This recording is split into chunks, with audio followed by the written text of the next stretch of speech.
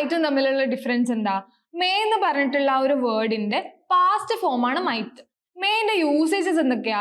May നമ്മൾ use ചെയ്യുന്നത് permission ചോദിക്കുമ്പോഴോ അല്ലെങ്കിൽ പെർമിഷൻ ഗ്രാൻഡ് ചെയ്യുന്ന സിറ്റുവേഷൻസിലോ യൂസ് ചെയ്യും. അത് കൂടാതെ സാധ്യതകൾ പറയാൻ, പോസിബിലിറ്റീസ് കാണിക്കാനും യൂസ് ചെയ്യും. ഇപ്പൊ ഫോർ എക്സാമ്പിൾ നോക്കുകയാണെങ്കിൽ പെർമിഷന്റെ കാര്യത്തിൽ മേ ഐ കമ്മിൻ, ഞാൻ അകത്തേക്ക് വന്നോട്ടെ. May I drink some water, ഞാൻ കുറച്ച് വെള്ളം കുടിച്ചോട്ടെ എന്നൊക്കെ ചോദിക്കും. അതൊക്കെ പെർമിഷൻ ചോദിക്കുന്നതിന്റെ ഭാഗമാണ്. ഇനി അതല്ലാതെ സാധ്യത പറയുകയാണെങ്കിൽ നമ്മൾ ഇറ്റ് മേ റെയിൻ ടുഡേ, ഇന്ന് മഴ പെയ്യാൻ സാധ്യതയുണ്ടെന്ന് പറയും. ഇനി മൈറ്റ് നമ്മൾ ഇവിടെ യൂസ് ചെയ്യുക മേയിൽ നിന്നും വ്യത്യസ്തമായി മൈറ്റിലോട്ടേക്ക് വരുന്ന സമയത്ത് ഒരു ലെസ് പോസിബിലിറ്റി ആണ് കാണിക്കുന്നത്, സാധ്യത കുറവിനെയാണ് കാണിക്കുന്നത്. മേയിൽ കാണിക്കുന്നത് സാധ്യത, മൈറ്റിൽ കാണിക്കുന്നത് ഒരു സാധ്യത കുറവിന്.